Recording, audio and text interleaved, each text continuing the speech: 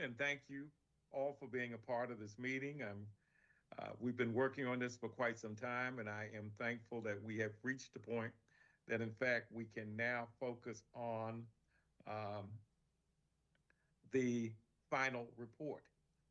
That being said, um, it's been determined that we have a quorum, and so I'll entertain a motion for the approval of the agenda.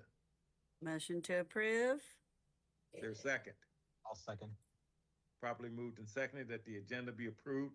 Any need for discussion, addition, or anything? Question then being called. All in favor, please signify by saying aye. Aye. Aye. If you're opposed, please say nay. The motion carries. We will move to the first order of business, and actually the only order of business, which is our working session on the final report. I would like to, first of all, commend all of the committees, and particularly the committee chairs who have worked diligently over the last 30 days to put the final touches on their subcommittee reports. That being said, we have 15 recommendations, and unless someone is opposed, I'd like for us to spend our energy and time today focused on those recommendations. We realize that some of the subcommittees,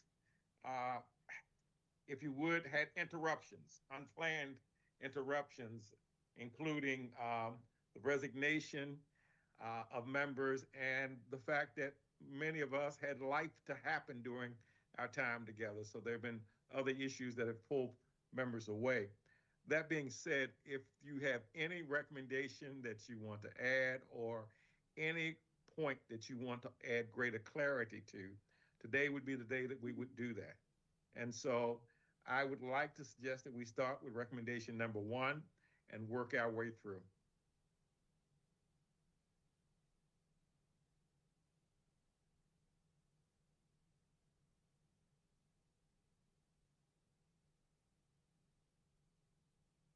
Everyone can see my screen, right? Yes. Getting a yes. All right.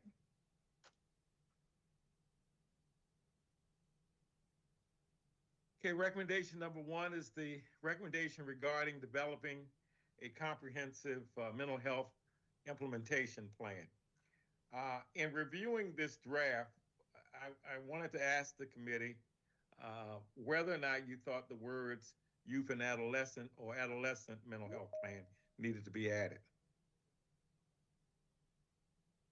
Because we do have a separate one for staff later in a recommendation, correct? Yes. Right. Yeah, I think that's important. We are the Student Safety and Wellbeing Advisory Committee. Okay, does anybody have any objections to adding that verbiage? This would then be to develop a comprehensive youth and adolescent mental health implementation plan. Okay? Good. This is an area where I find that we are, that we've already identified the time frame and the parties who we would expect to follow through with this. Is there any need for any additional consideration with this recommendation? I have a question. Can we go back up to like one of the first paragraphs of the recommendation? So should we add youth and adolescent to that last sentence? Community aligned youth and adolescent mental health and wellness implementation? Sure. Sure. Thank you for catching that. So the suggested timeline and responsible for implementation, is that squared away as well? Yes. At least that's what we had at our last meeting. Is there any need for any change there? Don't think there's need for change there. I did want to, so Caitlin and I have been talking, and Emily had talked with Caitlin about it. Our SEL program, that or SEL programs that have been adopted by the county for the different levels for elementary, middle, and high. They are adopted. It is curriculum. There is a designated time in the master schedule of most schools for that to be implemented. However, there is no check on that. There's nobody monitoring whether or not the SEL curriculum is being actually implemented across the county in a uniform manner, I guess.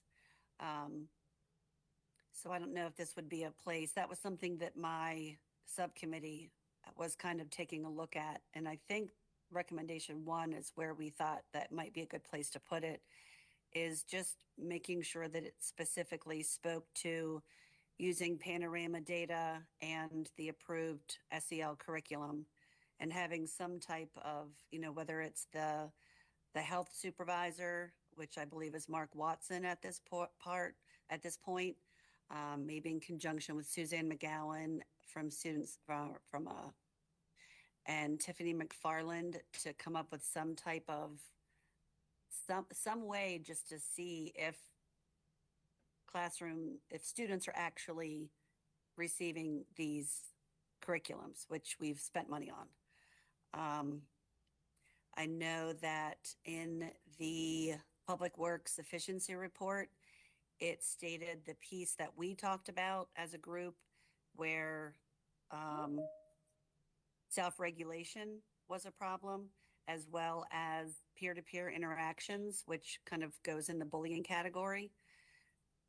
But if we're not addressing that piece, then, the panorama data is going to continue to show that kids don't know how to self-regulate because they're not being taught how to do so, especially in the elementary level.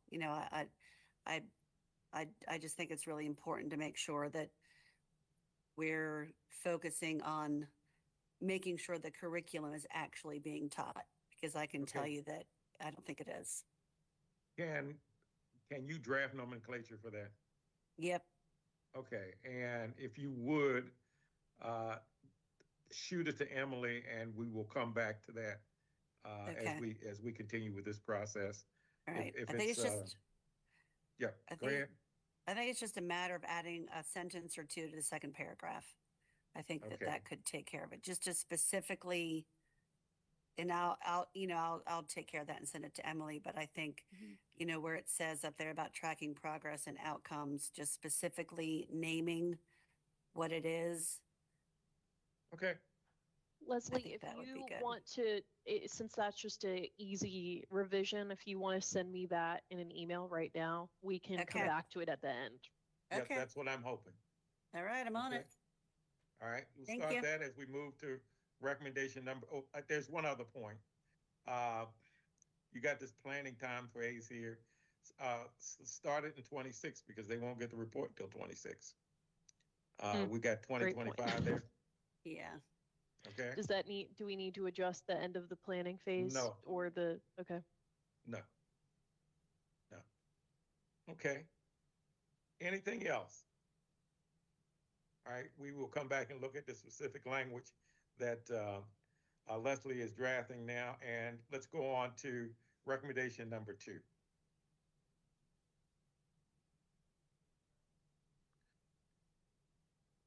Any comments?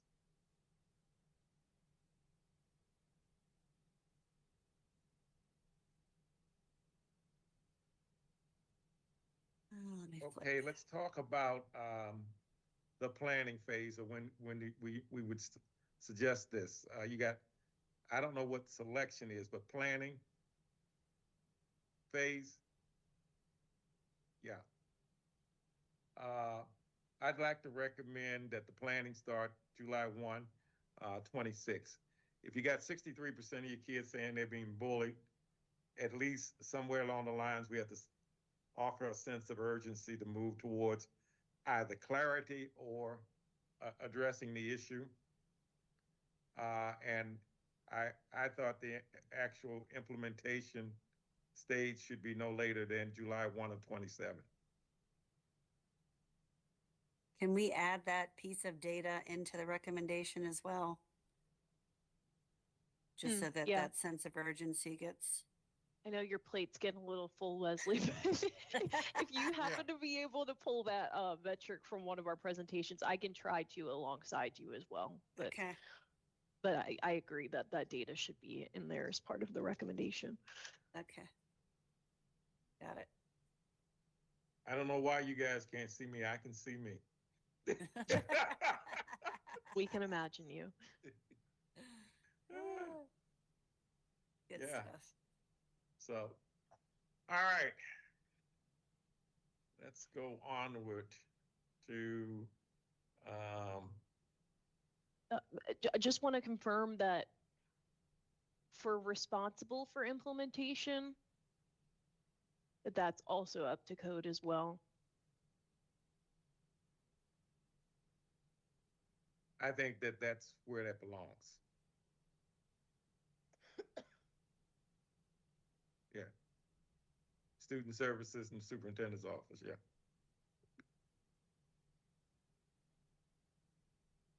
Thank you. Okay. Unless someone objects, I'm going to be moving on. If you got something to add, please do not be bashful. All right. Recommendation number 3. Let me just make this comment. I was very pleased to see that when the effectiveness and efficiency report came out, that it indicated Yes. the shortfall, including in communications. Yep. And so I am grateful. I think there's an alignment with us. I still contend very biasedly that I would have spent my Wednesday afternoons differently over the last 15 months if this had been addressed, because I think that the system is attempting to do a lot, but at the same time has not effectively communicated to the community. And so I'm hoping that this will move forward as a recommendation.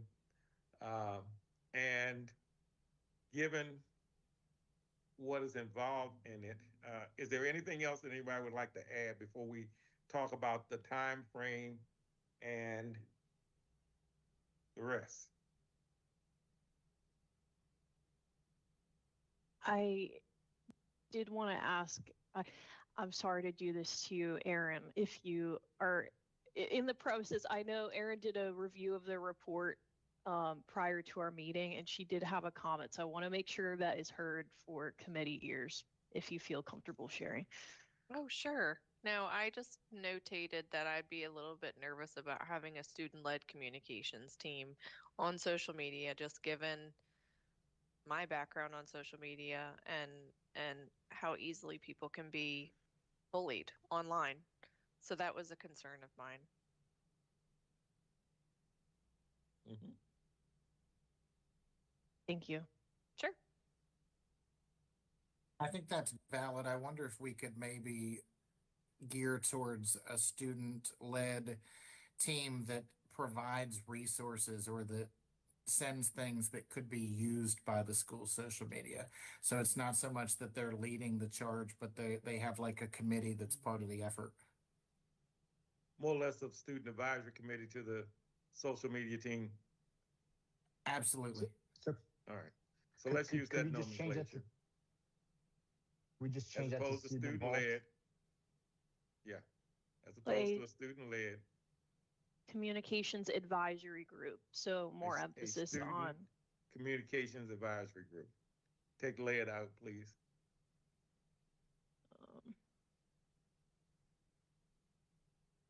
So these teams would assist in creating or developing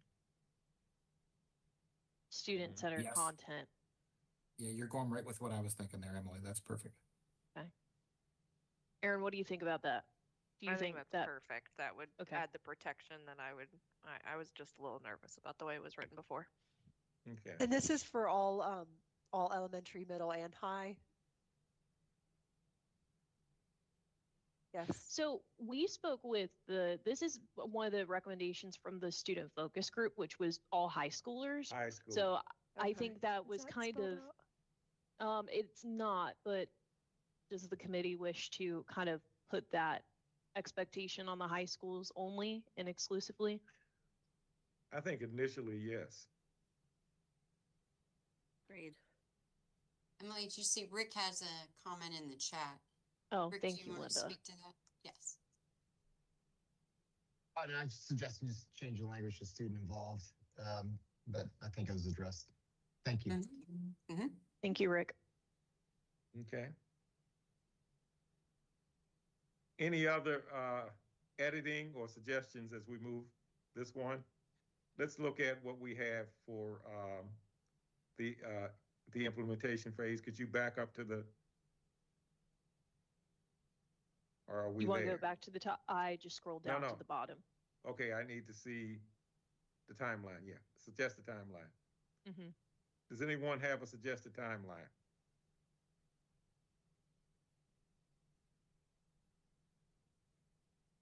Let me just say that we live in an era, in what many call the communications era, in all phases of society. And I think that this needs to kick off by October 1st of 2026. I think that consistent with the plans, consistent with the need to decide how the BOE wants to proceed with this. And I really do believe that this is a BOE and superintendent responsibility. I believe that that certainly by October of 2026, they should be in a position to start at least their planning phase and identify how they're going to structure this to deal with what they need to deal with. I think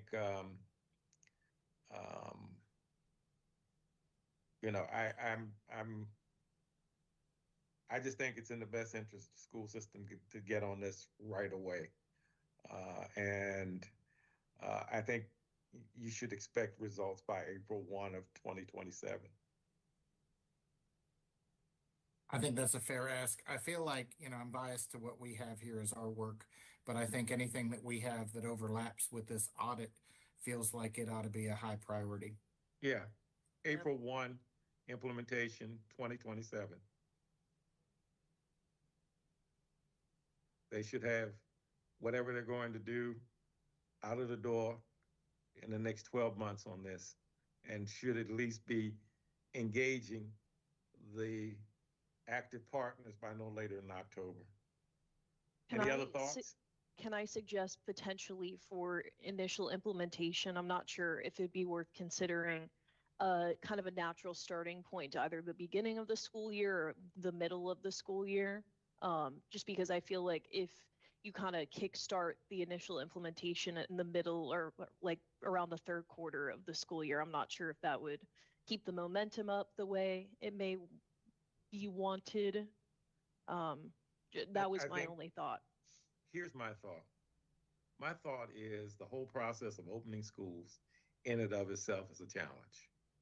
And that the likelihood of pulling together committees and the active partners who need to be involved and getting people involved will actually probably take place after school starts. Unless, when you look at what their priorities are in summer planning, which probably have already been laid out, I would think that we need to give them some breathing room. But given the nature of this recommendation, I think that it's reasonable not to go a full school year without having it addressed.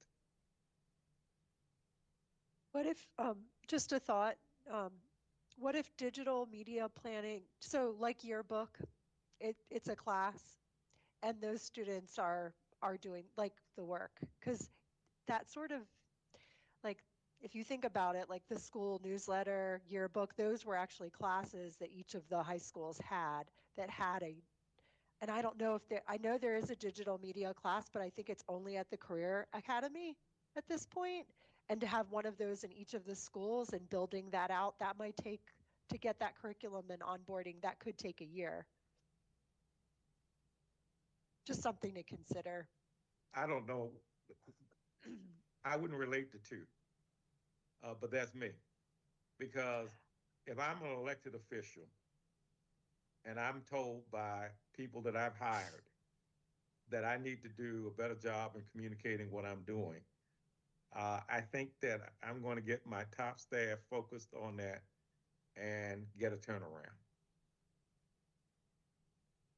You could also, because this is a multi-part recommendation, right? So maybe Yeah. like you want to start the student, or parents. you want to get the person, the communications person for the district in by X date, and then maybe do the student-led portion by X date. So maybe Yeah. it would be good to like kind of splice that out a little more distinctly, if that's a more realistic way of breaking it down. I'm thinking about it from standpoint. Go back to the top. Let's go back to the top. Let me look at this again. All right.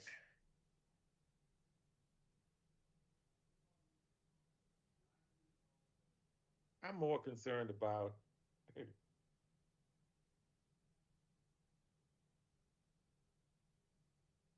B and C.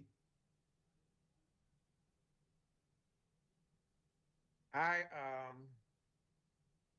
I'm open to whatever. I offered this because no one else offered anything. So if you got something else you want to offer, I'm open.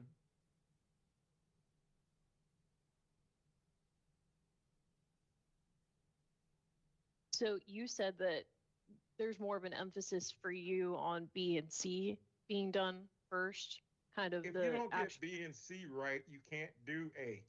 yeah. So Absolutely. And I think if you want to, I like the multi-tiered approach, Emily, that if we look at maybe trying to get those first couple in place by that early timeline, and then you could stretch out the other ones a little bit longer. I'm not saying that having the team of students isn't as important, but those things on social media aren't going to happen without somebody overseeing everything. Also, can I suggest if we're finding that B and C are the most important, then they should probably be A and B in the Yep. student. I was yeah, just I was gonna thinking say that that. too. Yeah. I mean, if you don't put together a structure and a branding process, and which includes instructions for everybody involved in the system of how communication flows and all the rest of it, you can't do the rest of that. Ask Aaron. I think she I think she'd say that if you don't have the standards in place and have and decide who's going to lead that, you can't have everybody running around doing something. Fully agree. Okay, so it's been shuffled. So the branding and communication standard, I think that should probably be at the top. Um, so that's A. B is for the mental health communications, and then C is for the student-led comms team. Yeah. Do you want to change that? It says student led. Oh, thank you.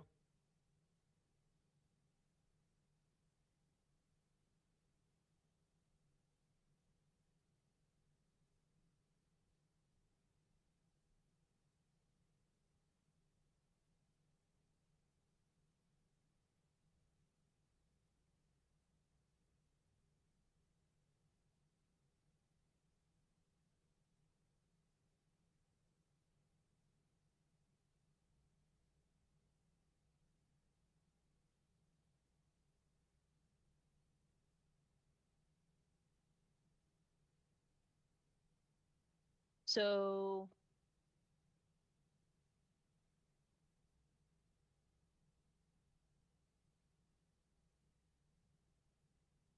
Pastor Jones, are you wanting to keep April 2027 for that communications coordinator in Yes. sub recommendation A and B? Yes. Okay. Yeah. And I think you can go into the next school year and by then you can figure out if you want to do July 1 or if you want to do whatever period in the first quarter of the school year after that for the student-led piece. But this whole infrastructure has to be laid out and understood. Mm-hmm. If not, it's a nightmare.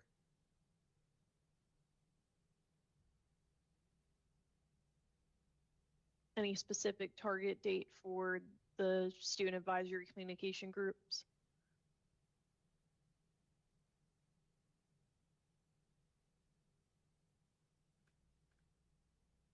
I would just put it by the beginning of the school year, whatever we're talking about, 2026, 27, or 27, 28.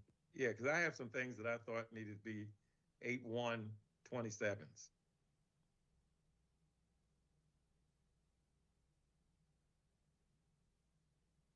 Does that look good? Okay. And I did put school administration under responsible for implementation as well, because they're going to be working with that advisory group of students. Yeah, I don't. That's fine. I'm sure. At some point, I don't want to be presumptive. That's why they have an executive leading the school system. He can delegate whomever he wants to do whatever. But ours is sort of universal, speaking to the system as opposed to who ought to do what work.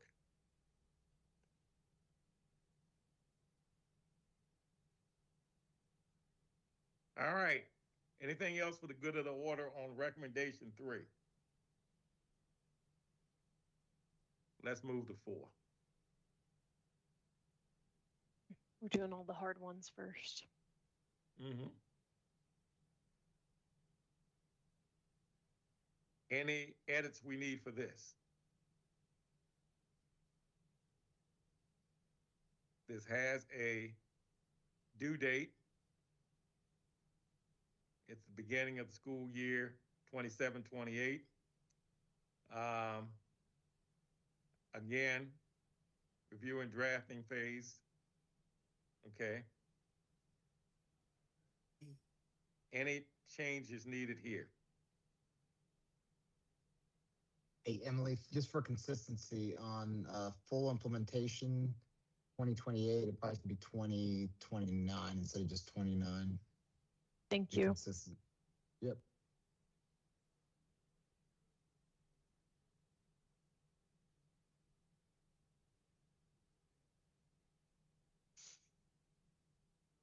For the second time, any changes? I love that one. All right. You took the words right out of my mouth. Pretty sure move. Sorry, go ahead. The Public Works Efficiency Report, I don't know if it addresses that specifically like we are here, but it sure skirts around it. Yeah. All right, recommendation number 5.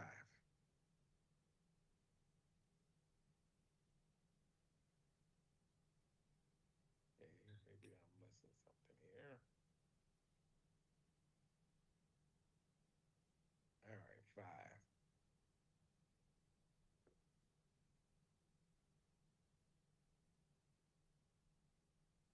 Yeah, we don't have a time frame for this one, but I feel like the other ones, it's kind of important. Yeah, and I had a note. What note did I have here? Okay, should this be a part of number 2? What should this be a part of number 2? Should this be incorporated under number 2? Yeah. Okay, because numbers for the sake of numbers are wonderful things only if they pay you something. But right. In the midst of this, should my note that I had here, should 5 be a part of 2? So because just merge them. Yeah. Isn't 5 about responses? Yeah. Establish a peer bully response. Okay. So shouldn't they be merged together? Yep. So I'll work on that and we can circle back to it. Okay.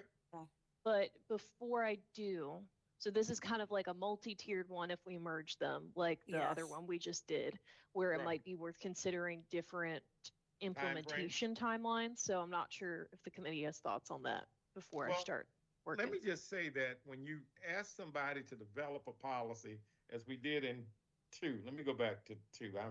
I'm using two computers today, so if I seem twice as confused, it's because I'm trying to have some control over what I see. All right. Implement a district-wide evidence-based bullying prevention program with fidelity across all schools to ensure consistent expectations, prevention, strategies, and accountability. Well, isn't the response a part of the accountability piece?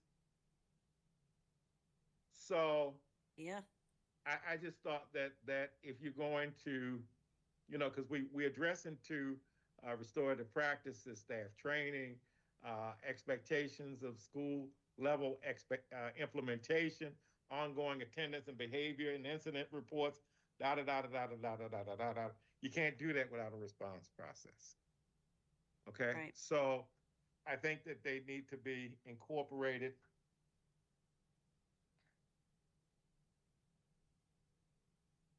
We'll work on that.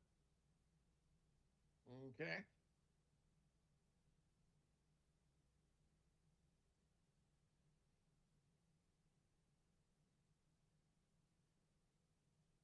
All right. Are we good to go to 6? Hey, Pastor Jones, I'm sorry.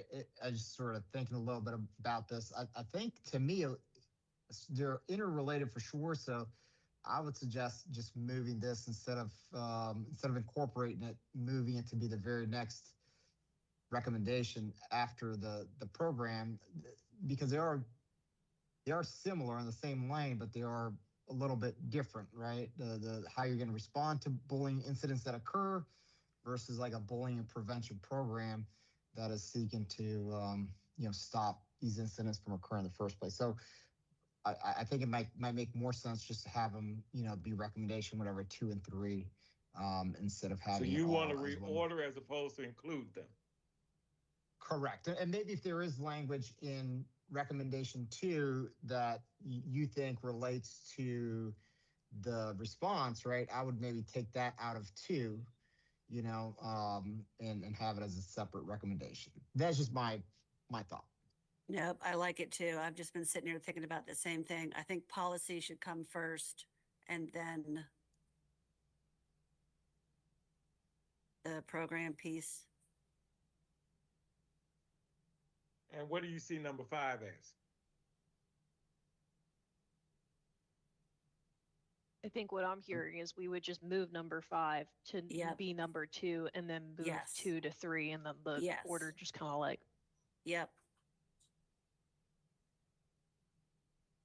Okay, if that's the wishes of the group, let's do it. Anybody got an objection to that?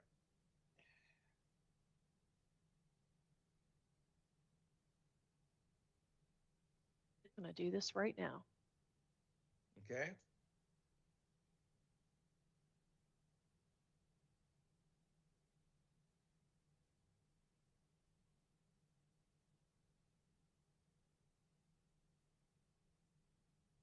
So did we address for the policy part responsible for implementation and suggested timeline? Might have missed it, so forgive me if I did. Leslie, you had a recommendation, didn't you? Or timeline. I Mhm. think policy, yeah. I'm just thinking policy should come at some point at the beginning of the school year, honestly, because it should be in place before the school year begins. I don't know how much work they do over the summer with those kinds of things, but honestly, it should be in place before the school year starts. I'm thinking. So like August, or do you mean for this year, this Yeah. upcoming academic year? Yeah, So like 26, 27. Yeah, August of 26. That's just my opinion. I think it needs to, I'm not opposed to that. yeah. Anybody else?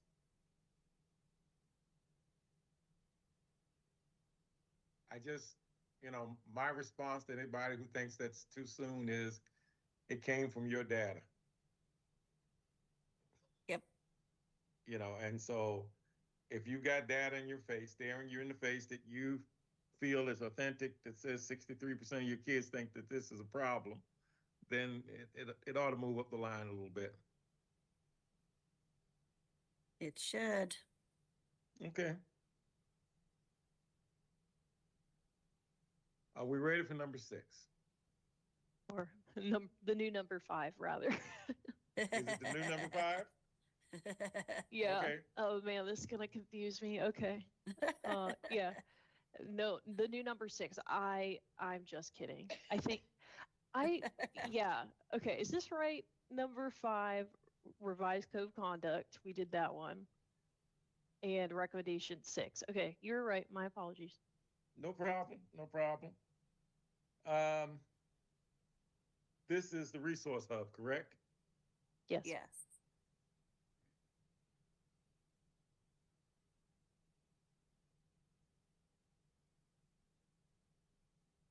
We need to talk about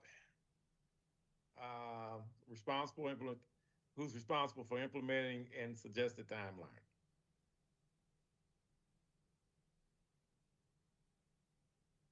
Responsible for implementation. This is a bit tricky, and I know the ex officio members were kind of talking about this at some point during the meeting, and different ideas were floating around. So I don't know if any of the ex officio members want to chime in on thoughts for who would implement this resource hub. Let me say something about my notes. When I looked over this, this is what came to mind because I remember the conversations around this. This is a multi-agency leveled creation, and it's going to require not only the Board of Education Student Services, but the local behavioral health people, other supportive services. I don't even know what we call the local management board anymore, but Jennifer does. So I just think that this one has multiple sources, but this is probably one of the cases where I would say we want the school administration to lead it. But the creation is a multi-agency creation. Jennifer? No, I agree. And I think Linda and I have had follow-up conversations on this too, emphasizing that as well, that, we have a community, we have a hub for all ages, the county, but that there are things that are just very unique and specific to the school system. So Right. it really does need to be directed by the school system. Yeah. And we can provide support, Mhm. And share information, and find a way to do that. But ultimately, it's the responsibility of the school. Mhm. I agree. And the It's going to be school an is going to have greater knowledge on the COMAR restrictions and responsibilities Yep. that relate to the student population. And so I think it is definitely multi-agency, but led by school administration. I wholeheartedly agree with that because you're also going to want to bring in all your nonprofits, your faith-based organizations. There's a lot of organizations that have resources that need to be tapped into. So, and your county government. Yeah.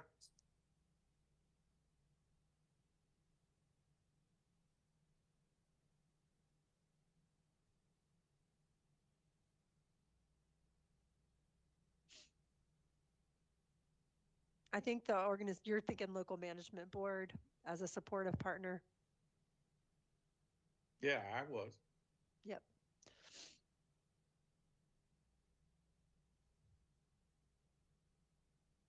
Suggested timeline.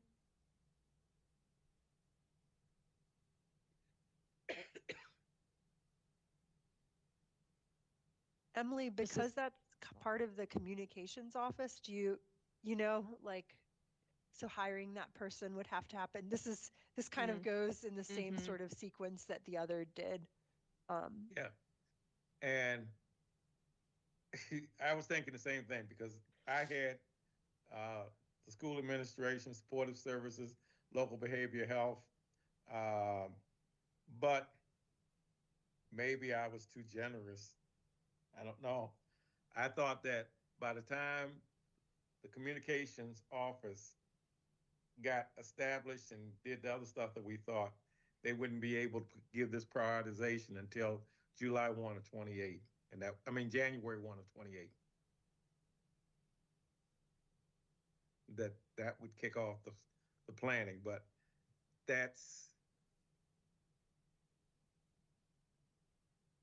and it's really, you know what? It's really about reorganizing and creating the hub because we got these pieces already.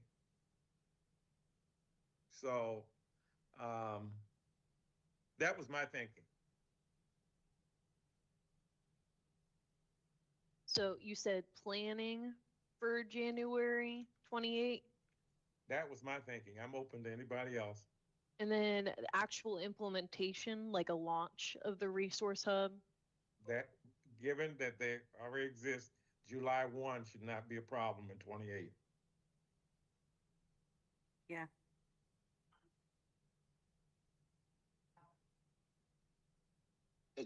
So I just wanted to just chime in here and say, I mean, a resource hub is essentially a website with um, links to other organ. I mean, it just seems like an awful lot of time to be able to at least get something up and going that maybe gets refined with time. But that seems like a lot of time, a year and a half to get it started. I think that under normal circumstances, I would say you're right. But given what came before 6 and the other responsibilities that come, I just want to be reasonable. If they have it up and running tomorrow, it won't hurt our feelings. But I was just trying to be reasonable. If you got a better date and you think that given the other things that we've asked for this person that doesn't exist today, I'm ready. I'm ready to listen to it.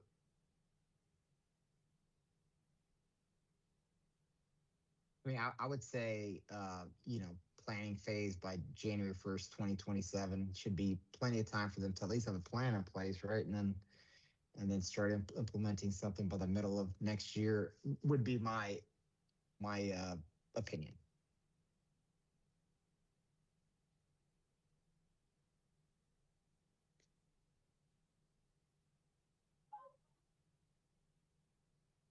Who do you see coordinating this resource hub? Because maybe we're on a different page here. See, I know about herding cats. When nobody's in charge and you work for this person and she reports to somebody else and he has to ask somebody else and then they want to know if we can get approval. And by the way, our funding source wants to know, wants to see it first.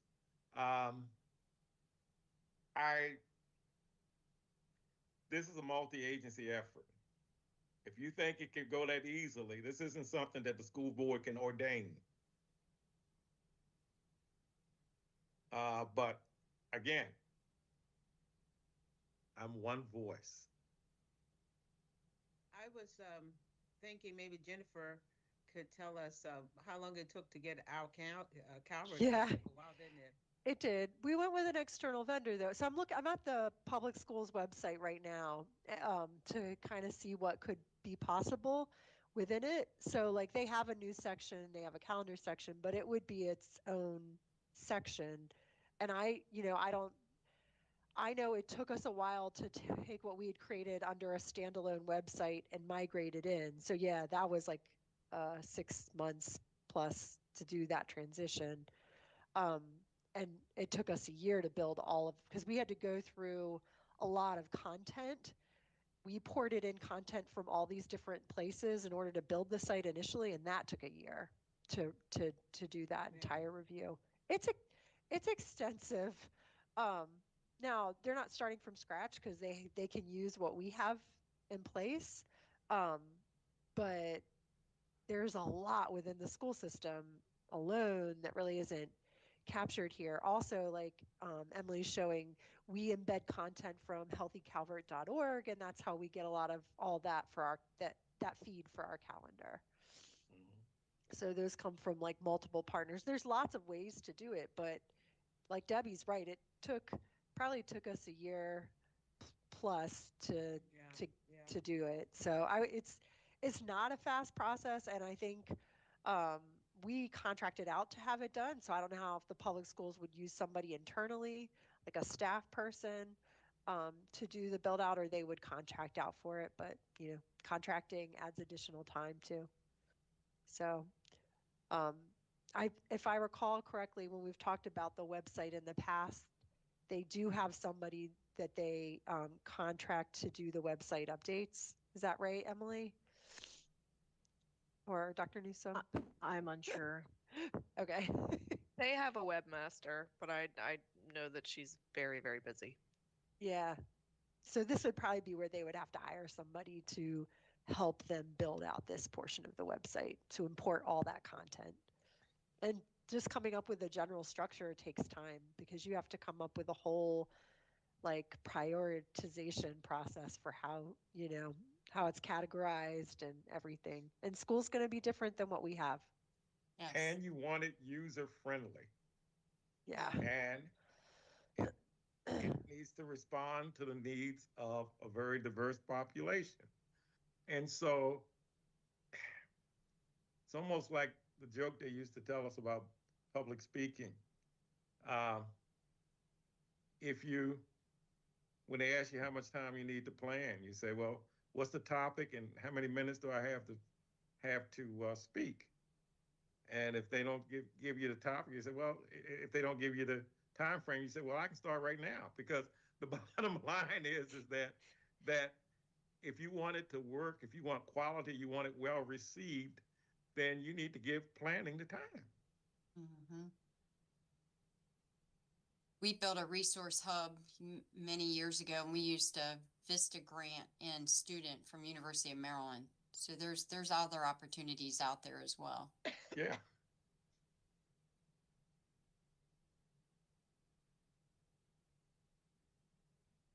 Okay. We're still up in the air. What do you want to do with it, time-wise?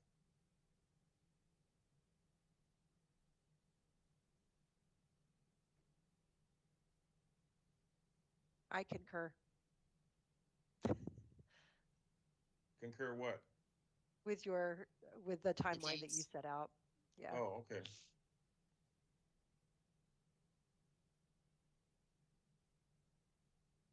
All right. Anybody else? I agree. All right. Well, let's go on to 7 then. And my note on that was, should this be a part of 6? Are they two entirely separate things?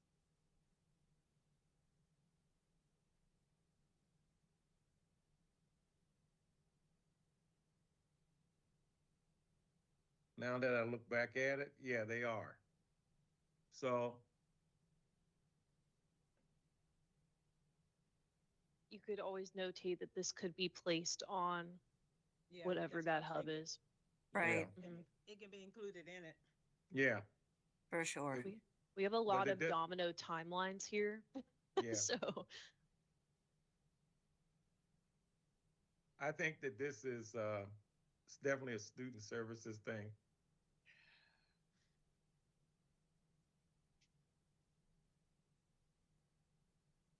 Could we make recommendation 6 and 5 like? Oh, sorry, not 5. Let's see. I'm sorry, I'm getting confused here. 6 Me and too. 7, like a 6A and 6B situation, because they are very interrelated. Yeah, that's what, when I was going over this earlier, that's what I put in my note. But I'm open to how you want to see it work. Yeah, I'm visualizing it being an option that you can click on. Yeah. Okay. So I'm hearing that we merge the recommendations into an A and a B.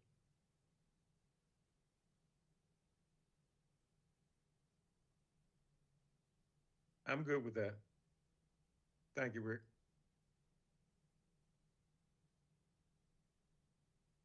You're welcome. And the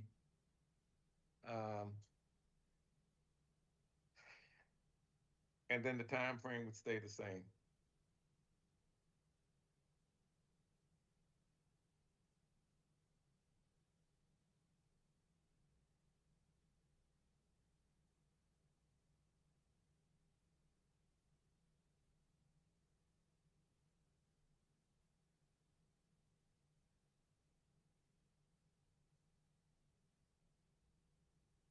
Okay. All Does right. that look good?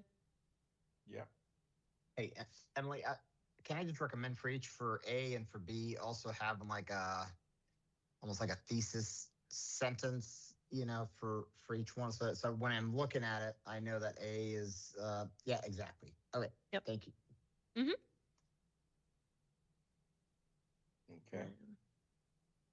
Good.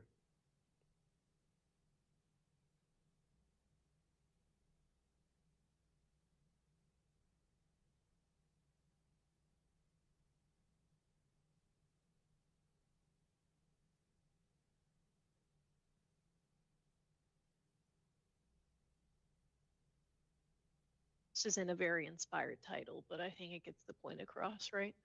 Yeah, you know, Okay. yeah. And I would think that those who are going to edit this and make it publicly ready will probably do some changes that basically wordsmith what we've got here. And we should feel comfortable with that because that's what professionals do. All right. So, All right. okay, let me make sure. Okay, so this is the new 7. Yes, All right. I'm getting the hang of it. So this one, I reworded, trying to. So this was the original recommendation where it was train 100% of administrators and counselors annually and 80% of instructional staff on threat assessment. So I had said I was going to re-wordsmith that after the last meeting to have less of an emphasis on training requirements, and more of an emphasis on the education of threat assessment. So that is redone. So I just want to make sure that's fine with the committee, the way it's worded. Jason wasn't at our last meeting, but he had opinions about this meeting before.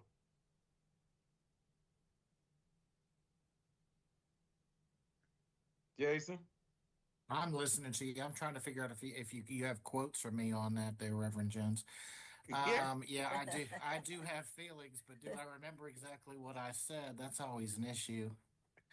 I think your You were feelings concerned were about whether or not everybody needed to be trained.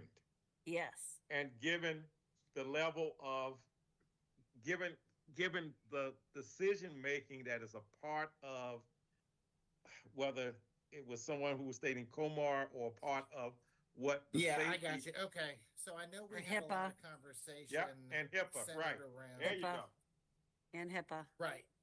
Yeah, I think we had some conversation centered around it's important to train the people that need to be trained, but that everybody else has an understanding of the process, not Right. necessarily that they need to be fully trained in the assessments and know what's going on in those rooms, but they do need to know that something is happening. I think so many times they just hear these phrases of threat assessment and the team met and we're going to refer to SST, and then there's no translation as to what that means in everyday terms. Okay. so does this rewording address that?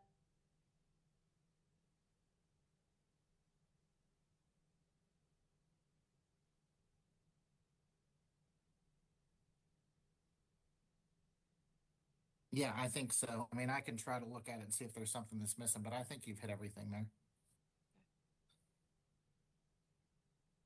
Okay. I know this was something that Dino had weighed in on as well, kind of echoing Jason's sentiments. Uh-oh, the document is starting to break on me. Oh, well, hold on. It's gone. Back. Ah, see, Okay. that's why I have two computers. Yeah.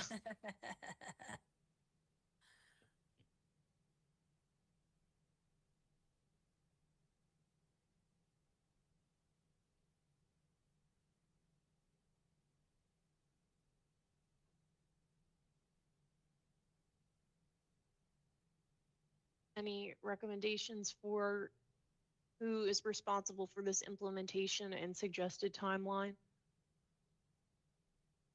I'm not sure who currently is overseeing, or I don't know if that's like a school by school thing for the threat assessment. I'm not really sure if that would be It Mr. is. It would all. Titus. I hate to keep pouring on, but it does all fall on student services. I mean, I there's was gonna school by say, school it teams, does. but ultimately Yep. they're going to report back to student services. I feel like Yeah. Suzanne McGowan has been mentioned multiple times when there's been questions about threat assessments. So, yeah.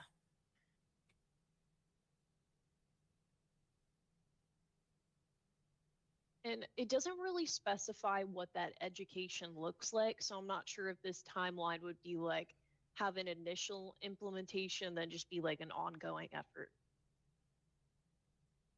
Dino can't unmute. We'll sign off and try to get back on. Okay. So I take it he has something he wants to say here. I think I when you talk about threat, I think whatever changes you're talking about making, they ought to be more immediate and ongoing. I think that we can't expect all of this to happen at one point because, as Jason reminded us before, they've got set days that they train. They've already got things they bring in. They got people they bring in. So, I mean, how do you all see this? When do you see this happening? Yeah, that's really difficult because I mean, I can tell you just with some of the changes that are happening now, there's updates that are happening to grading policy, Yeah. and we're making asks to, give yearly updates to the staff on that. We're looking at observation evaluation of certificated employees, and if that changes, there's going to need to be professional development on that. There's only so many days. Yeah. So, and I don't want to push these types of things back. So, but I feel like you got to look at what's a priority. This is definitely a priority, but does it have to be at the start of next school year? I don't know if that's reasonable or not. Yeah. Here's what I thought. I thought the planning process needs to start by December 1. I mean, I think that given all the other things that you just mentioned, that if they start the process then, uh, at least they can engage people and decide what the implementation would be by July 1 of 27. That sounds fair to me. And what that gives the people who are managing the calendar, that basically gives them a year to figure out how they want to fit it in, who's going to be trained on what, when, and how.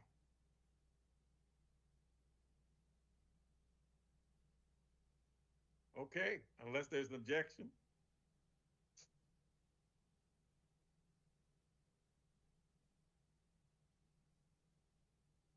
Let's move on.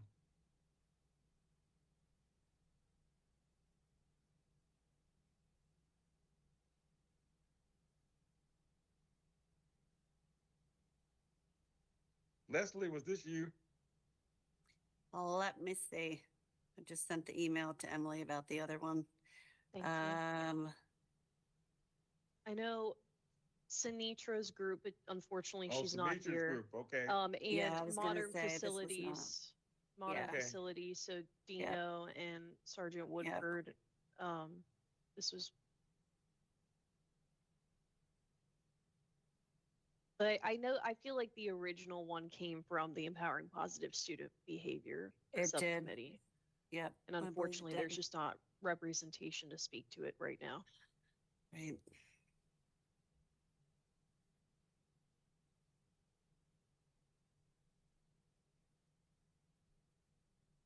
Okay. So this is kind of like a dashboard. Yeah, but it's a big lift to organize it, It is. I think.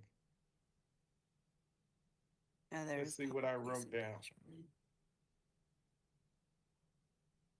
Woo! No one wants to hear what I wrote down. Why? I do. Okay. I really thought that this one was 2 years away. And that's Yeah. that, to have something that has utility, that you know where the inputs are and who has controls. It's more than simply just building the dashboard. You got to build the structure around it, and it has to be reviewed. Yeah, you're right. And it really needs to be reviewed for legal acceptance.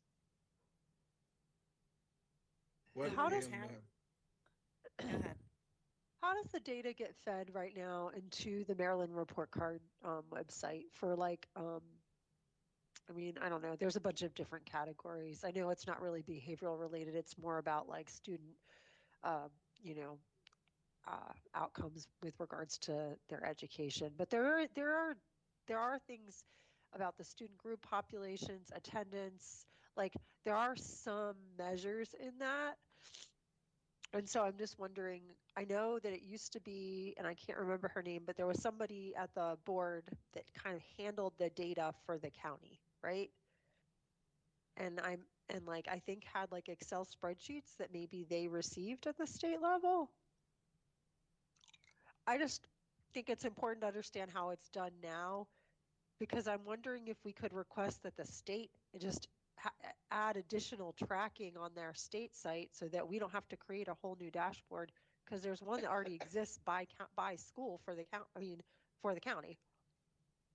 I think you're right. I think Sabrina Bergen handles a lot of those Yes. things and is able to track that. Emily, do you want to pull up that so people know what I'm talking about? I don't know if everyone on this calls. It's report card.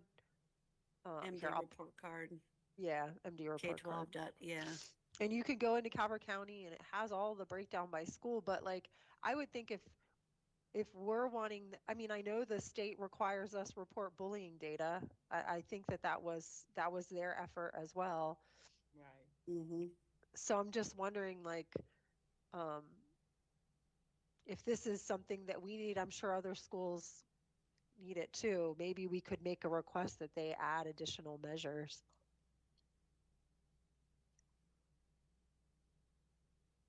Yeah, and if you go to the top, Emily, on the left, where like under demographics, like that's where attendance is. Where so that has your chronic absenteeism and yeah, there. So there's some and good does it data. track it by school? Yes. I'm with you. I am with you. This is a huge effort. This is a lot to create, and there's already a place that is technically a dashboard with all of our schools on it. So couldn't we just lobby that they include more measures? How do you sort it by school, Jennifer? So see, find a different school by name or ID, view school list up at the top. Oh, thank you. That was kind of a weird spot. And then you can just pick the school and the tracking is available by school.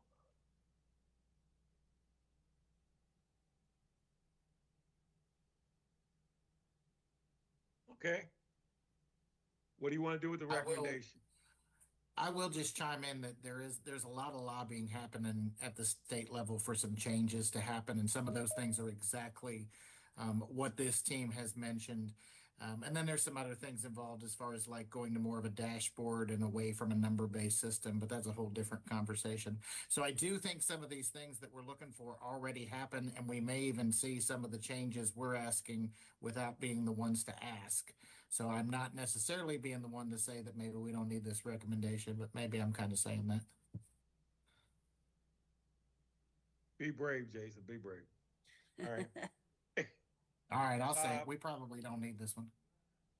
Yeah, I think that given this type of lift that we're talking about, and by the way, Dr. Newsom just checked off and he wanted us to know that they will be working on a strategic plan that incorporates the operations and efficiency assessment report for FY 2027 after the budget is adopted. So I'm all right with tabling this. Anybody else? I'm good. Okay. If you would like to ensure that it's still reflected in some capacity, you could always point to explicitly linking the Maryland report card to the resource hub. Okay. Why don't we make that change now? Okay. So I'm gonna Okay. just delete this. Mm-hmm. And then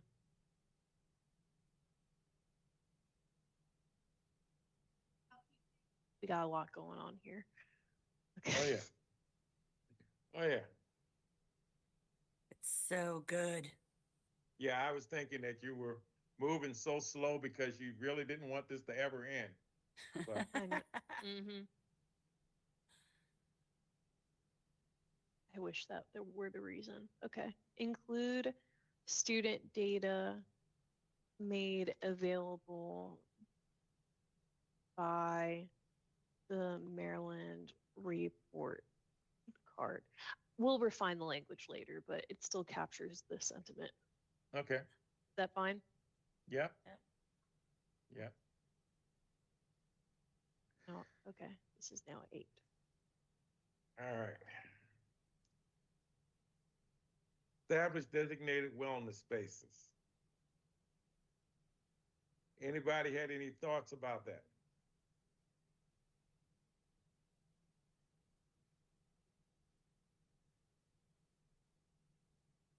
I saw this as a facilities management issue and a school-based decision that Mhm.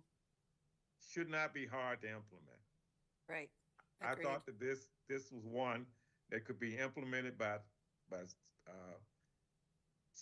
start of the school year. Agreed. I just thought that you know, school year 2026, 2027. Yeah, and I just 27. That's fine. And yeah, I didn't see this as a big thing. This is about where do we have space and how we can better use it. It's almost a Yeah. site-based management decision. Yes. But to say that we have it, because as I understand this, this is really about de-escalation. Okay. Yeah. You know, when Bush 1 passed,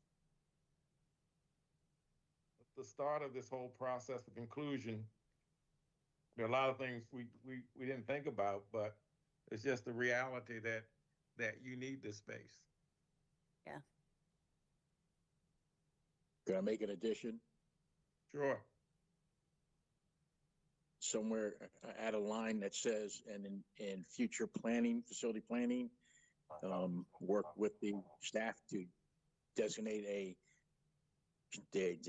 design space when you're Yes. building or something like that. Yep. Yep. I'm in total agreement with that. Yep.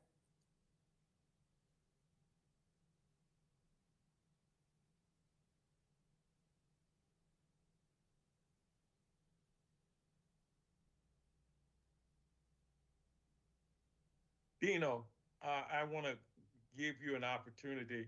If there's something that, because of your technical issues, you couldn't say about a previous thing that we can go back to? Oh, you talking about the behavioral threat assessment? Yeah. Basically, by Yes. law, the system already has a policy in place and how they do it and who they do it. I'm thinking maybe just like a one-page FAQ for educators that aren't involved in it, but it would be nice to know a quick rundown of what the process is and what happens. Would be a simple fix for it. All right, so that's what you're recommending for the education. Okay. I like it. Yeah, I do too. Emily, can we make that, go back and make that change? Again, I'm going to refine See, the Emily? text in a later time. So education could come in the form of a frequently Yeah. asked question, Mm-hmm. one pager, or other appropriate methods. Okay. Thank you, Dina.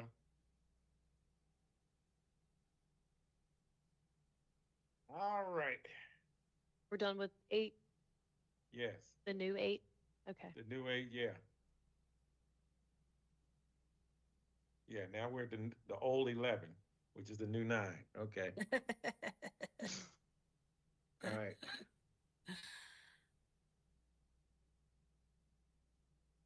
All right. Anybody want to offer some recommendations on this? Particularly on timeline.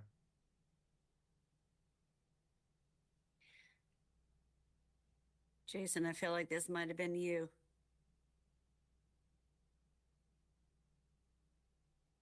Yeah, I'm reading it now. Give me a second.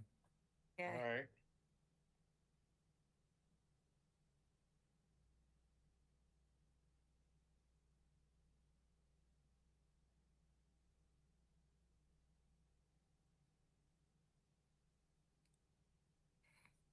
You know, this is, I mean, it's one, obviously we're talking money and we're talking money in a time when money is tight, but this is definitely one that's got to be at the start of a school year.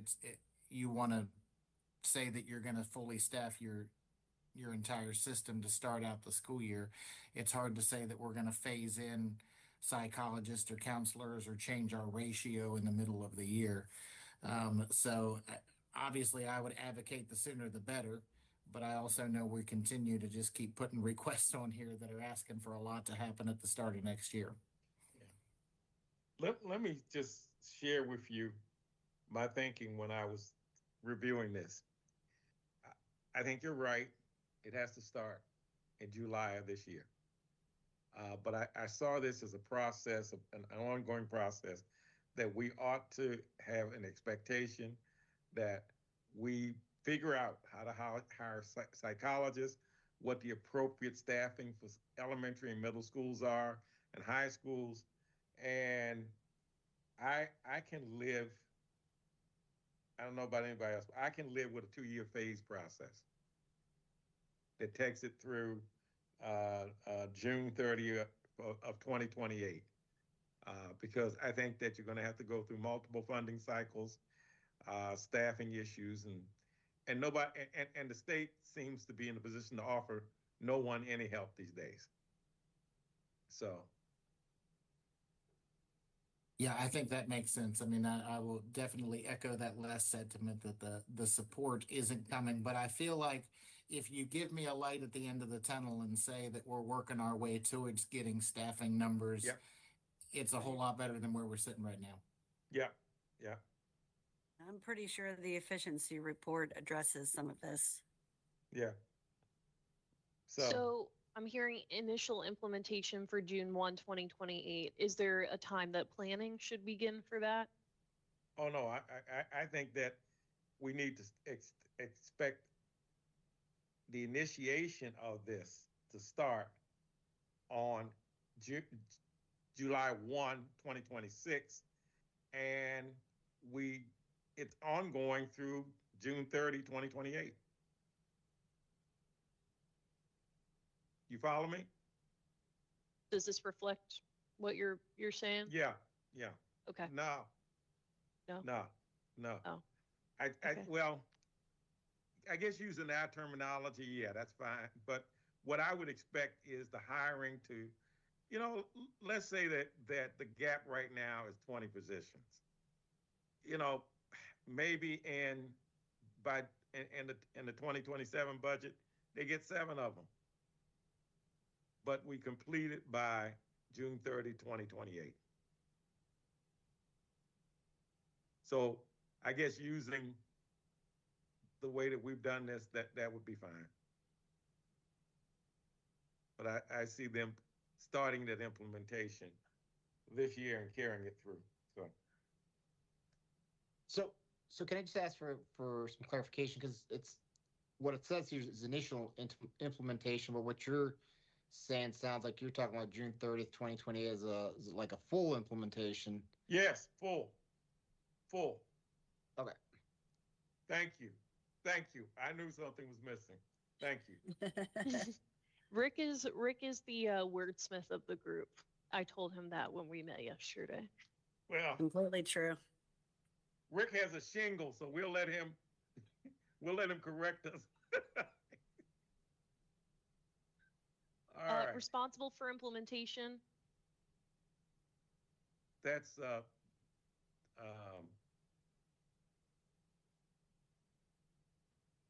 I see that as being you're back in student services again, as unless things shift with structuring, which I'm not sure. I haven't read the full 500-page document, but as of right now, and I don't see the big change there. That's where psychs counselors all fall. I do feel like you're going to have to put some of this on the superintendent's office, though, because they are going to be the ones who budget for such a move. And HR. Is the blueprint committee involved with this? Because I thought increasing counselors and behavioral staff health staff was a part of the blueprint. I mean, It is. I don't know that what we're asking for necessarily matches. The blueprint's a little more vague in the increase of mental health awareness and not necessarily the ratios in which we're asking for here. Okay. It's an interesting thing. We always let the budget office off the hook. All the stuff goes through the budget office. So, what is their budget office called in the school system? Finance. Yeah, Finance Emily, it may be department. worth going back through anything that involves hiring and changing to include human resources and finance as part of. Okay. Yeah.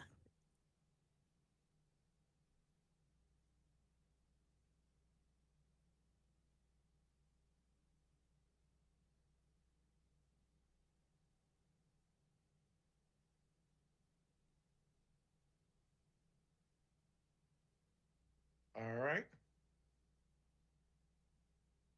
Are we ready for the new 10? Yes.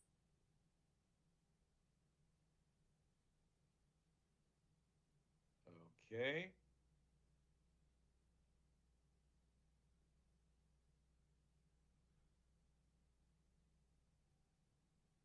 What is your pleasure?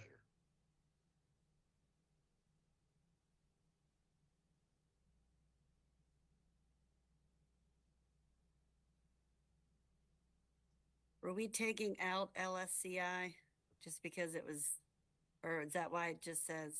I think that we reworded it to say such Okay. as. Okay. But I mean, it can be taken out altogether if that's what the committee would like. I think it's okay. So it's labeled as intensive. Yeah, we say such as. Yeah. So I would be for leaving it in. All right, so when do we think we need to start this? The planning? Next academic school year? Yeah, I mean, they have something in place. Jason, correct me if I'm wrong, or Stacy. Are we still doing the verbal de-escalation of CPI? Is that still offered in the summers? I know there's definitely, go ahead, Stacy. I was going to say, it's kind of hard to answer. So they have to do the requirement, the staff who are required to have the certain training over the summer, and that's typically what those Yes. hours, because it costs to bring staff in. We Yes. just had a professional development day on January 30th where we offered positive behavior modifications, behavior de-escalation, like quite a few different classes to all support staff. So there's various pieces of the training that is happening, and it is something that will remain with the support staff, where there's always the behavior de-escalation to all staff would be offered. Right.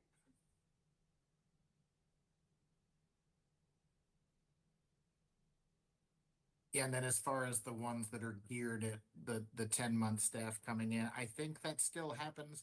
I know at one point we broke off and called it verbal de-escalation, but I think there's Yeah. quite a few of those different trainings that fall under that same category. And I guess it's more need-based than anything. It is, again, difficult. We are going to run out of time. We're already out of time as far as what our staff can be trained on. So it's just a matter of what that implementation looks like. Right. We've also embedded kind of like a not high level, but like overarching type training in new employee orientation for support staff that talks about de-escalation skills. It touches on restorative practices. It talks about, certain behaviors you'll Right. see, and, how you can support your teammates. So it is growing. So what do we do with this recommendation? Because what I'm hearing is that this has already started. It's just not consistent. So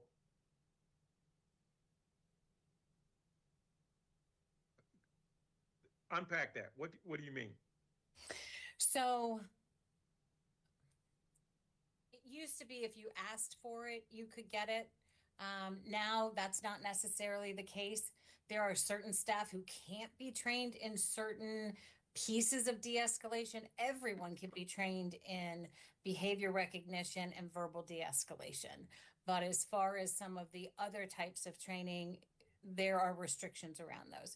And some of the biggest restrictions are around the long-term subs.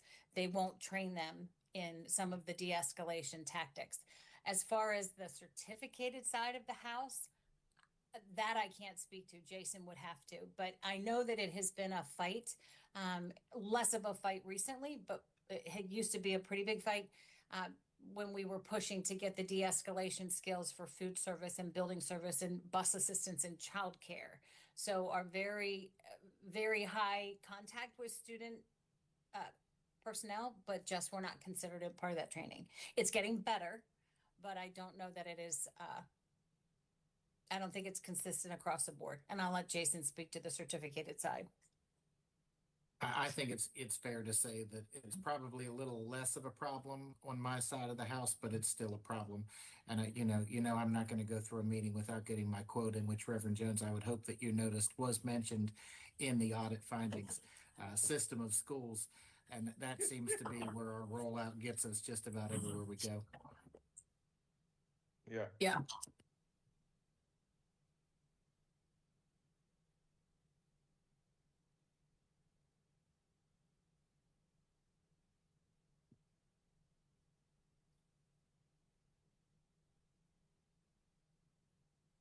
Okay, so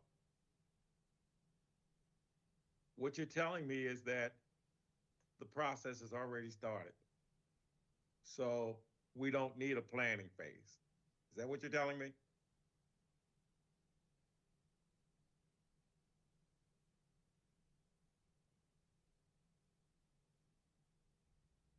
I don't want to be the one that says take it out. I think it could be amended to say that the Student Safety and Wellbeing Advisory Committee recommends continuing the progress made towards implementing a tiered role appropriate training framework. There might be something in there potentially where we say that all staff must have like a baseline training, whatever that might look like.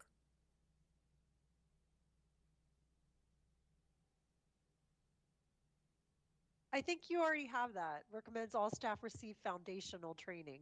Ah, okay, thank you. Uh, I feel very like I've looked at this document so much I don't even know what's in it anymore. All right, that's So, fine.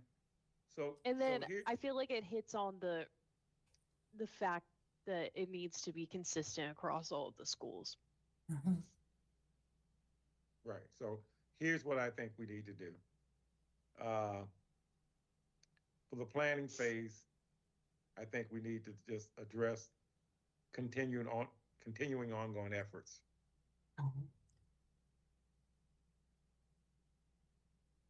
And that under the full implementation, I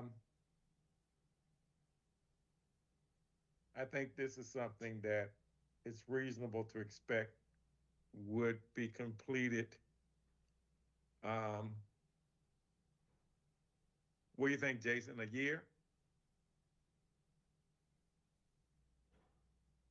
Yeah, I think that's fair. With the groundwork already being laid and just trying to make it more consistent, I don't think that that's a crazy ask. Okay. Let's do July 1, 2027. Okay. All right. Come on down, the next one.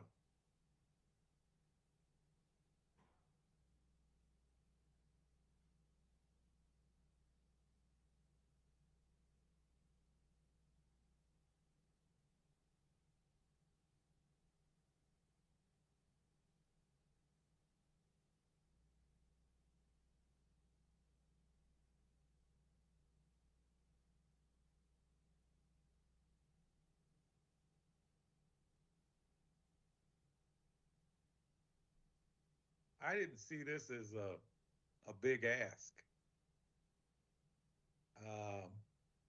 You could almost do it in opening orientation. Am I wrong, Stacy? No, and I mean, EAP, we have embedded this in the new ESP orientation. Mm-hmm. It doesn't make up for the gaps for, I mean, we just started ESP orientations this year. We haven't had them before. Oh, okay. Mm-hmm. So there are gaps. I mean, we'll catch people as they're coming in now, Okay. but we've only seen like 165 new ESPs this year, and there's 900 of us. Okay. So you've got people who have not gone through that process. Correct. Okay. All right. So how do we get there in terms of how do we get there in terms of getting the total staff introduced to the EAP process? I think we could absolutely make a recommendation that there are articles in the staff newsletter called The Current. This is a great newsletter that Dr. Groover has been doing, and it highlights all kinds of things going on around the county. And I think that easily, if there was, like a designated section in that newsletter to this type of stuff, that would be one way, not the only way, but that could be one way of publicizing the availability of it. Okay.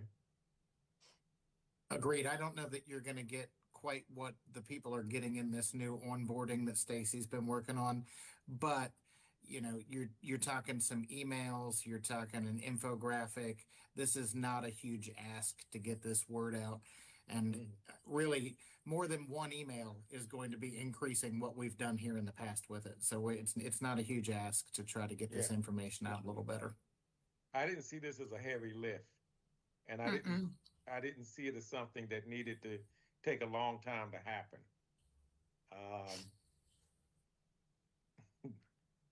I actually, I'll share with you, I felt that within the first 6 months of the school year, everybody should know. That was my gut reaction, but I don't know. I think that's a generous timeline. You think it's generous? I do. Yeah. I think that's absolutely a fair ask. Yeah. So I think by that meant that by in my thinking that by 1/1/27, everybody would know. Everybody would have gotten some level, whether it's a newsletter, whether it's an info session with HR, whatever, that they would have had that.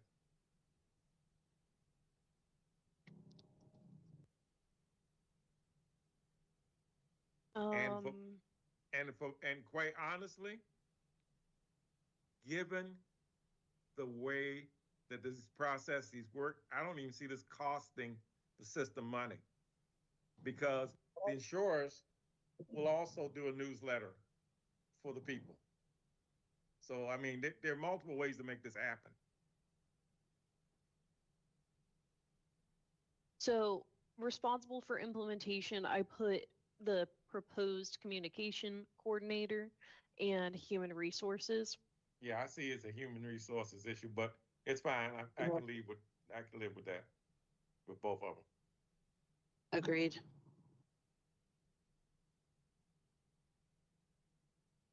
So do we need a planning phase for this, or is it just like, just do? No, I think I think what we want for a planning phase is continuation of the existing processes, and then to incorporate the fullness of that. It's already started with this new onboarding process.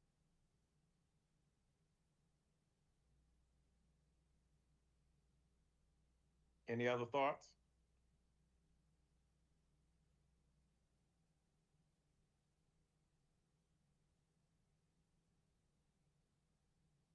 Sounds good to me. All right, let's move. Staffing gaps.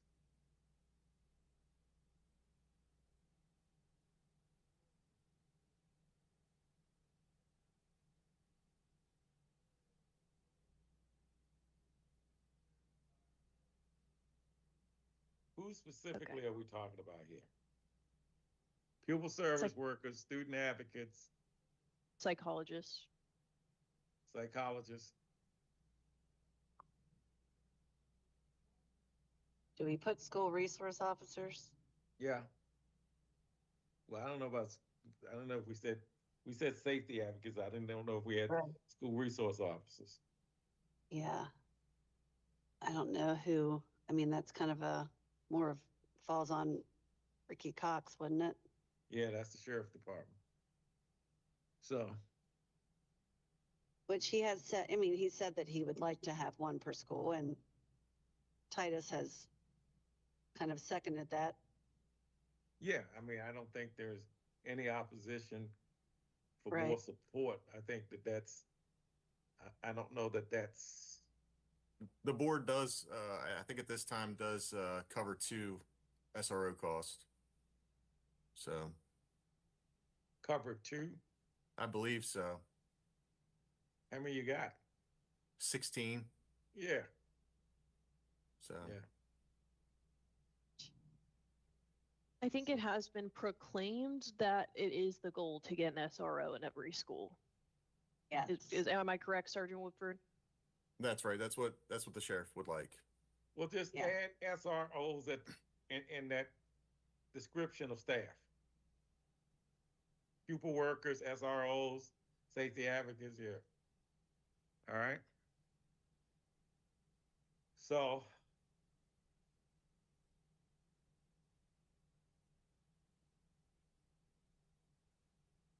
this is HR, finance.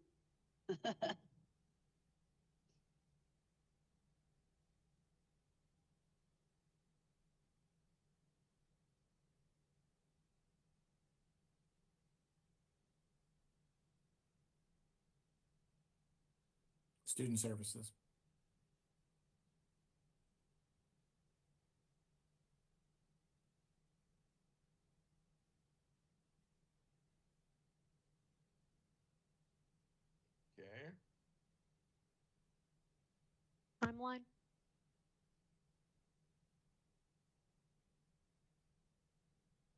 someone saying something?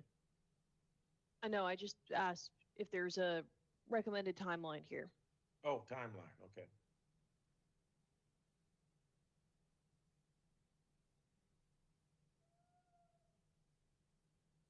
I feel As- like this one could Go be ahead. similar to the one we talked about earlier, where we had a goal of implementing over time by 2028. I can't remember exactly what we decided on there, but What we did was July 1, 2026 through September 30, 2028. I think that 2-year makes time sense for frame. this one. But I would defer That's if what I somebody was- wants to. Yep, Yeah. that's what I was thinking. Yeah. Cool. Can someone repeat that, please?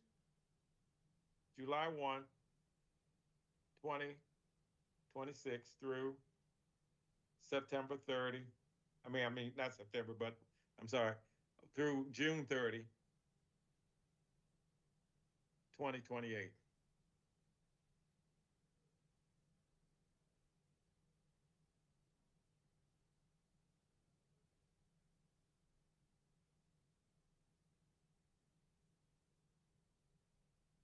All right.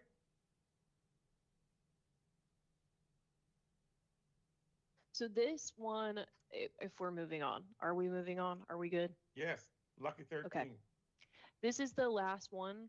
So this was one that Leslie had kind of advocated for adding at the end of the last meeting. So I just want to make sure everybody has a chance to look at it and we just get that consensus that this should be added the way it's presented. Right.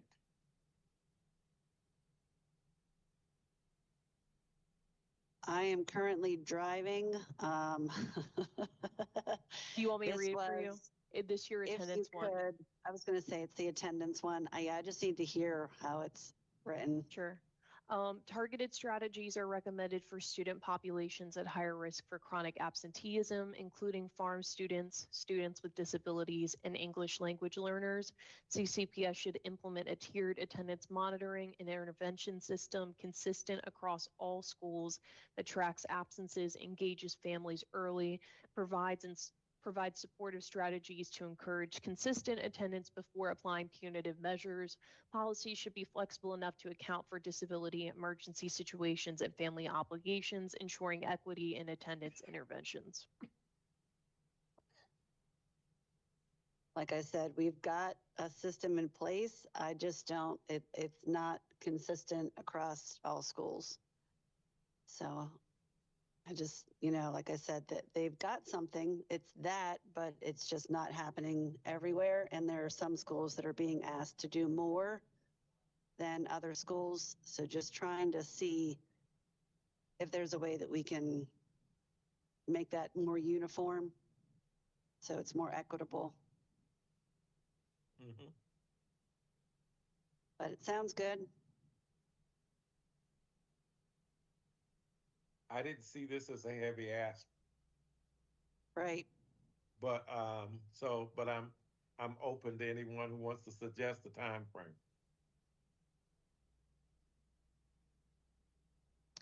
Well, the tiered system started being piloted, I think 3 years ago now. So I feel like at this point, schools should have something in place and should be ready to start kind of trying to target populations that are showing the chronic absenteeism, like our economically disadvantaged. Our special education students miss a lot of days too. Yeah. Leslie, can I ask, should this be worded not as CCPS should implement a tiered attendance and monitoring and intervention system, but should it be worded as CCPS should continue its efforts in implementing? Yes. Just be, okay. Yep. Should continue its efforts towards a more, towards a more uniformed implementation. Mm-hmm. Okay.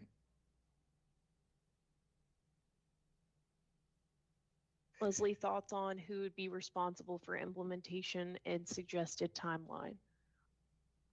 Well, currently it's student services. Oh dear. Lord. But school admin are also part of that. Like there's the PPW for each school is kind of the one that helps to oversee with school admin. Okay. So I know the state's attorney's office also is very much involved when it comes to attendance issues. I'm just not sure if they should be an office that we would consider putting there too. No, I don't think so. Okay. They respond to what the schools tell them. Yep. Okay. So, and there's this discernment process involving disabilities and other things that they wouldn't know. So, yeah, what constitutes somebody who be referred to them is another issue. In light of what you've said, I think we should put July 1, 2026. Yeah. If they've been playing with this for 3 years, somebody ought to do something with it. Yep. Agreed. This is definitely That's a what I'm system of saying. schools ask we're making here. This is one that we're already doing it. Let's make it happen consistently. Yeah. Yep. So is this just putting together like an inventory of strategies that they have based on the population? It could be I mean, I know for the targeted populations. Yeah. There needs to be a targeted, whatever their targeted strategies that they've been working on for the last 3 years in their planning phases, they need to be implemented uniformly across the board, and they need to focus on these populations that we've identified as having high absenteeism. And again, don't shoot the messenger. You gave me the data. You said this is what's happening. Right. So is that data in that? Is the Emily or the data points in there. that? Yes. You put the percentages there. Yeah. Okay. Just making sure. I thought I had, but I just wanted to make sure. What's amazing to me though is that the free and reduced lunch kids have a 20 points higher absentee rate than the kids who have disabilities. It's amazing. Right. Yeah. Yep.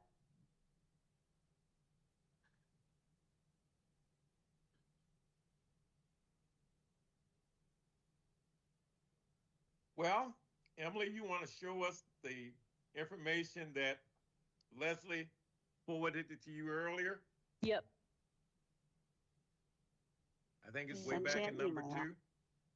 Yep.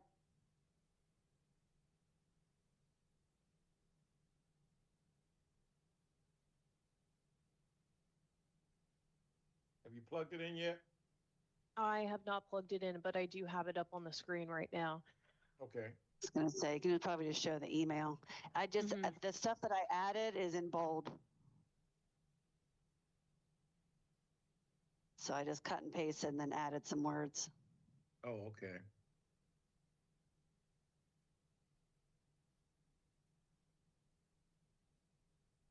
So, okay.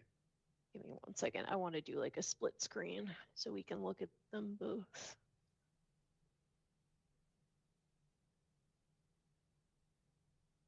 So, okay, number 1. So really what she's saying here is in number 1, she has through the analysis of around panorama data, consistent review of programs, services, and interventions, and adopted SEL curriculum. Okay, so those are her changes to number 1, right? Yep. Okay, then it seems that is that E that I'm reading? Yeah, there were some letters underneath it. So there was an A, B, C, and D. So I develop added a system of key performance indicators to ensure adopted SEL curriculum is being implemented across all levels. All right. So the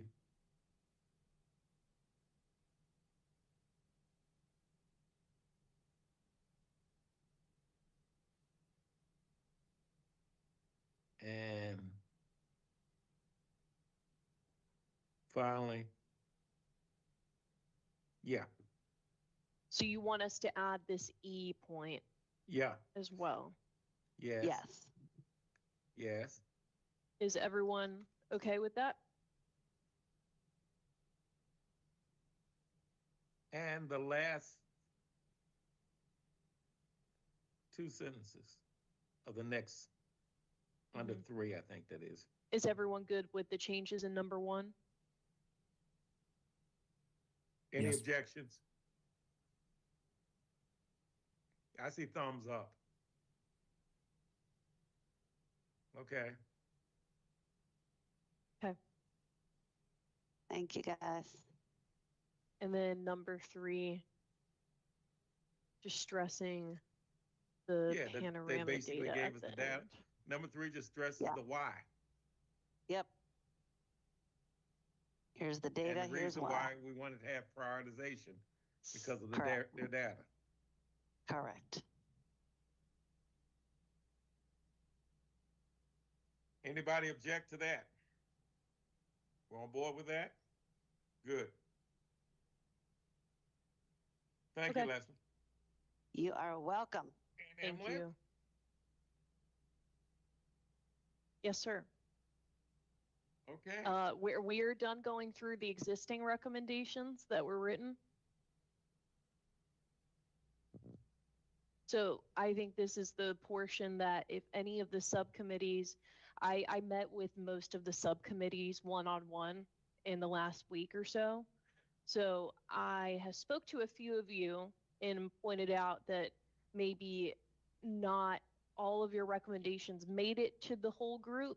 So if you have a recommendation that you feel is in your subcommittee report that needs to be looked at by the whole group, I think now would be the time to put that out there. Is that right, Pastor Jones? Yes. I know I spoke to Dino, spoke to Caitlin. I'm not sure if Rick and Stacy, or just anyone who I talk to, if you have a recommendation that you want reviewed by the whole group, again, now's the time to bring it up. Can I make a recommendation? Absolutely. Can we send that what has not been seen yet out for a no longer than a 1 week review period, and then plug it in as people see fit?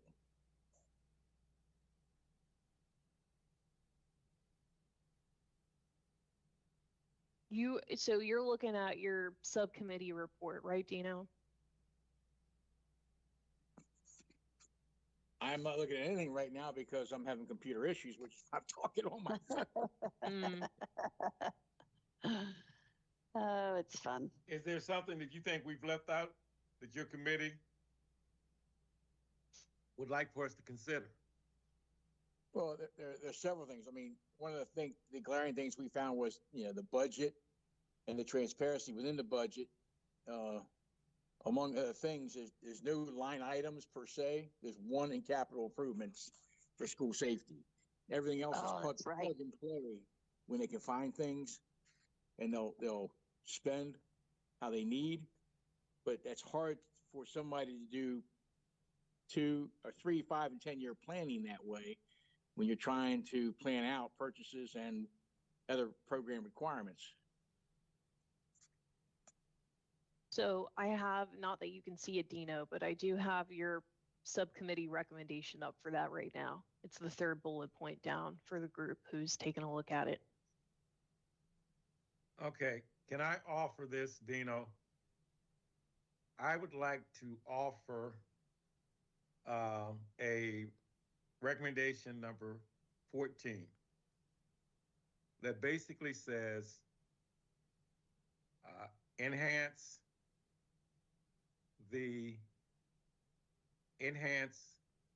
student safety by providing the following, and then include your recommendations, which are an IT position for the system, a strategic plan for safety advocates, and dedicated funding streams for tracking resources. I'm happy with that, sir. Okay. There are 3 more recommendations from that subcommittee. I don't know if you just saw me scroll down. All right, you got.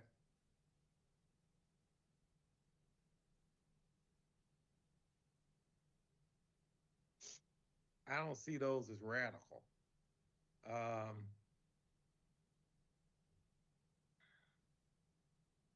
I have no problem including those. They basically deal with an infrastructure maintenance plan, all these cameras that don't work, the this whole process of, and I think Linda has even come forward with this, that as we look at our future capital plan, that we might want to look at public-private partnerships as a means of leveraging capital to address our facilities. So that's one of the recommendations. And the Center for School Safety and Weapon Detention Study. Yeah, that's fine. And I offer those in such a way because simply this committee has struggled with membership and with life, for lack of better terms. And I realized that we had some real issues, but I don't think any of these are radical and do not enhance our report. Anybody else?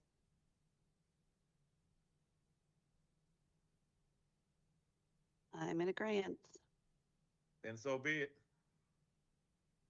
So should these be bundled under Yes. one recommendation Yes. under the report Yes. with like A, B, C, D, E, whatever? Yes.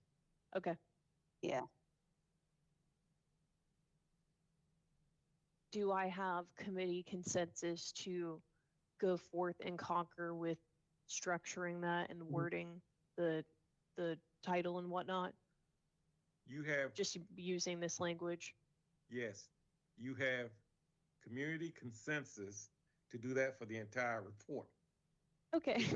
Because no, seriously, I really believe. Yeah, you're right. I really believe that when Aaron's staff is working with this, they need to have the flexibility to produce a document that is receivable by the constituent base of the Calvert County in a way that they see professionally acceptable, that gets across the points that we recommended.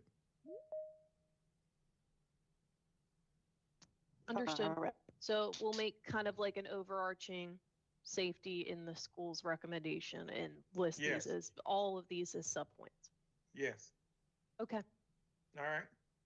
And Caitlin, now I'm sorry to put you on the spot, but you had a potential incorporation based on your subcommittee report. So I want to make sure you're able to speak your piece on that too.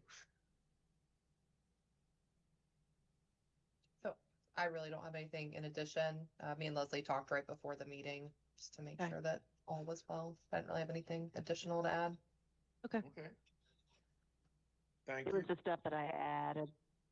Great. Okay. Just wanted to make sure that got put in there too. Yep, we got it.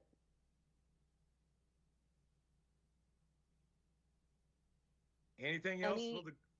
Oh, sorry. Anything else for the good of the report?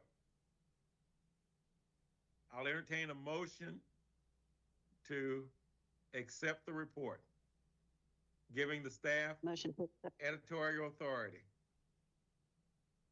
motion to accept the report. All right. There's a second? I'll second it. All right. All in favor, please signify by saying aye. Aye. All I opposed, nay. The ayes have it. Motion carries. Now, yeah, we might just squeal, but in the midst of all of this, we have moved on now to our next item on the agenda, which is public comment. One moment. I want to make sure everybody has the ability to unmute.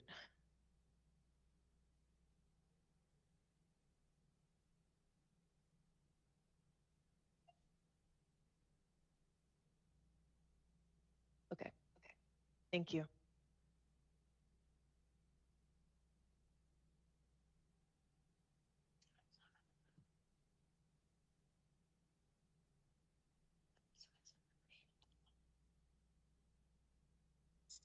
Pastor Jones, I believe you do have public comment All right, you would like to recognize. please do so. Ms. Grennis?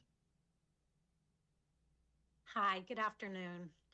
I just want to extend my sincere appreciation for all that you've done and your dedication and thoughtful work over the past 15 months.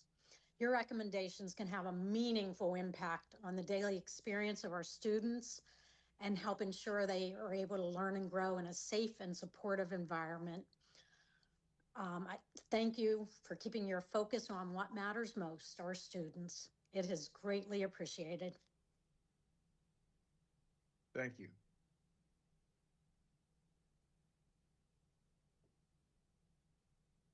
Do we have And another? thank you for your support, Ms. Grennis. Again, if you wish to leave public comment, use the raise your hand function now, and you will be recognized.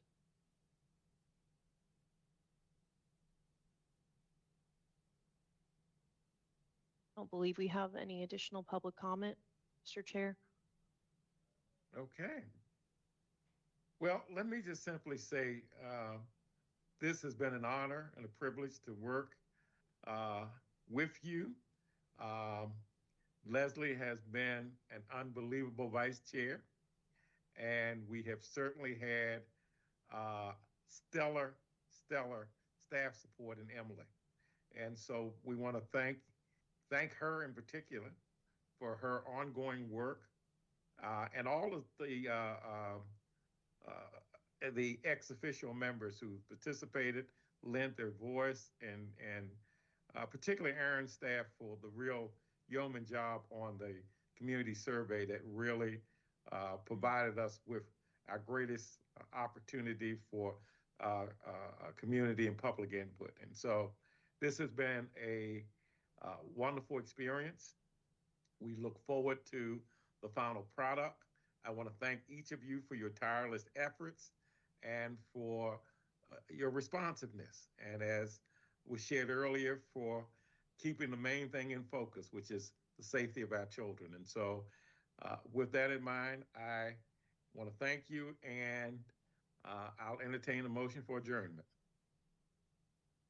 For a motion for adjournment, I would just like to second everything that you just said. It has been an absolute honor and a privilege to be a part of this committee, and I am so thankful that I was able to be a part of it. So with that being said, motion to adjourn. Is there a second? Second on all accounts. All right. That being said, all in favor signify by saying aye. Aye. Aye. All opposed, nay. On my way home. So take care. Thank you for everything. Thank you, and we'll keep the committee updated when a presentation will be given to the commissioners and the Board of Ed. So you all can stay tuned and see that through to fruition as well. So thank you, everyone. Yes.